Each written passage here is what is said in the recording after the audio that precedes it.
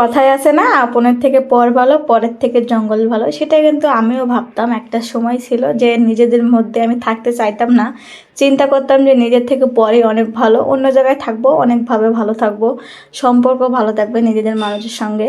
তো একটা সময় আসে, চিন্তা করলাম যে না, যেহেতু আমার খালা শাশুড়ি এই বাসায় থাকে না, তা আমরা যদি নিয়ে থাকি কোনো সমস্যা হবে না। সবাই তার এক না, হাতের পাঁচটা আঙুল যেমন এক সমান হয় না, সেরকম কিছু কিছু মানুষও আছে একরকম হয় না। তো সেই জন্য হ্যাঁ বাসায় আমি আসলাম।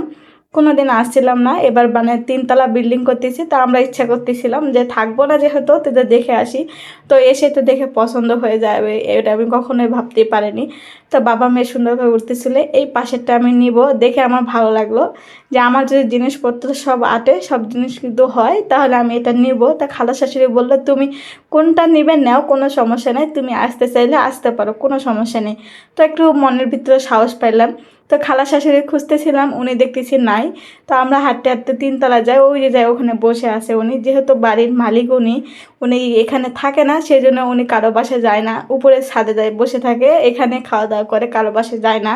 সেজন্য একটু অসুবিধায়, সেজন্য আমাকে বলতেছিল তোমরা যদি আসো এখানে তাহলে আমাদের একটু সুবিধা হবে, সব সময় বসে থাকা, একটু যে কোনো কাজে অকাজে দরকার লাগবে, তোমাদের যেরকম আমাদের দরকার, আমাদেরও তোমাদের দরকার। তো আমিও সেটাই চিন্তা করলাম। তো এদিক দিয়ে দেখতেছিলাম যে কীরকম সিন, মানে নওগাঁ শহর কতটুকু দেখা যায়। তো আলহামদুলিল্লাহ পুরোপুরি দেখা যাচ্ছিল কিনা, তো আলহামদুলিল্লাহ সব দিকে দেখা যাচ্ছিল। তো আমি ভাবতেছিলাম যে দেখা যাক, আমরা যদি কমপ্লিট হয় আসতে পারি। তো খালা শাশুড়ি তো খুশি হয়ে গেছিলো। শুধু খালা শাশুড়ি খুশি এরকমটা বিষয় না, সবাই খুশি। আমার শ্বশুর শাশুড়ি খুশি কিনা আমি জানি না, কিন্তু সবাই, আমার শ্বশুর বাড়ি না, শাশুড়ির বাপের বাড়ি সবাই খুশি যে মেয়ের বাসায় গেলে তাদের একটু সুবিধা হবে। তো যাই হোক, সবার চিন্তা করে আমরা একটু ছাদে গেলাম, যে ছাদ থেকে দেখি। তো ছাদে ঘুরে ধারে দেখে আসার পথে ওর খালা বলতেছে চল তোকে একটু কাপড় চোপড় কিনে দেয়। তো আমরা চলে আসলাম শোরুমে। তো এসে এখানে একটা নিয়ম আছে যে ভিতরে কোনো ভিডিও করা যাবে না, সেদিন আমি ভিডিও করতে পারিনি। বিদায় সব মার্কেট করার পরে আমরা যখন নিচে আসি তখন একটু ভিডিও করতেছিলাম।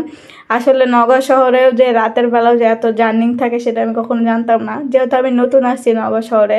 আমি তো ঢাকা শহরে ছিলাম, ঢাকা শহরে তো অলরেডি সবসময় জ্যাম থাকে। আমি ভাবছিলাম হয়তো বা এদিকে অতটা থাকবে না, কিন্তু এখন দেখতেছি নগর শহরে প্রায় ঢাকা শহরের একটা সেক্টরের মতন হয়ে গেছে। তো যাই হোক, এখানে দাঁড়ায় রয়েছিলাম, তো দেখতেছিলাম বাবুই পাখিরা এখানে থাকে।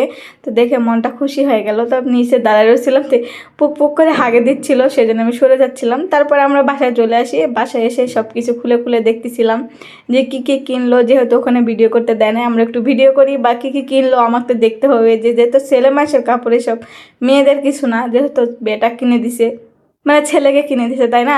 তো ঘুরে ঘুরে দেখতেছিলাম, এমন কোনো জিনিস নাই যে কিনে দেয় নাই। শার্ট প্যান্ট জুতো বেল্ট গেঞ্জি মানে আন্ডারগ্রাউন্ড সব কিছু কিনে দিছিল আর কি। তার সঙ্গে আমার মেয়েকে বলতে গেলে 2টা পেন কিনে দিছিল। আমাকেও যে কিনে দেয় না এরকম কিছু না, আমাকেও কিনে দিছিল। একটা সিট চাইছিলাম, আমার হাজব্যান্ডের কাছে চাইছিলাম, কিন্তু আমার খালা শাশুড়ি টাকা দিছিল, দিয়ে কিনে দিয়েছিল। হ্যাঁ, সব সময় যে কোনো কাজের উদ্দেশ্যে নিয়ে গেলে সবাইকে একটু না একটু কিছু কিনে কাটা দেওয়ার চেষ্টা করে। যাই হোক, আলহামদুলিল্লাহ এটাই কে করে, যেরকম বাবা মা একটা মেয়ে কিনে দিলে আরেকজনের চিন্তা করে, বা একটা ছেলে কিনে দিলে আরেকজনের চিন্তা করে, সেও যে এই চিন্তাটা করে যে ছেলেকে শুধু কিনে দিচ্ছি, নাতনিতে তো আছে, তাকেও একটা কিছু কিনে দেয়। তো আলহামদুলিল্লাহ কিনে দিছিল, আমি সবটা একটা একটা করে বের করতেছিলাম। তো দেখাচ্ছিলাম যে কী কী তোমার কিনে দিছে, দেখো তুমি ভালো করে, তুমি তো বলো যে অল্প টাকা অল্প টাকা, কত টাকার মার্কেট করে দিছে দেখো। তার মধ্যে আমার হাজব্যান্ড একটু বিরিয়ানি আনছিল, যেহেতু অনেক রাত হয়ে গেছিলো, আসে রান্না বান্না করতে পারবো না সেজন্য। তো কেমন হলো অবশ্যই কিন্তু কমেন্ট করে জানাতে পারেন। সবাই ভালো থাকবেন, আসসালামু আলাইকুম।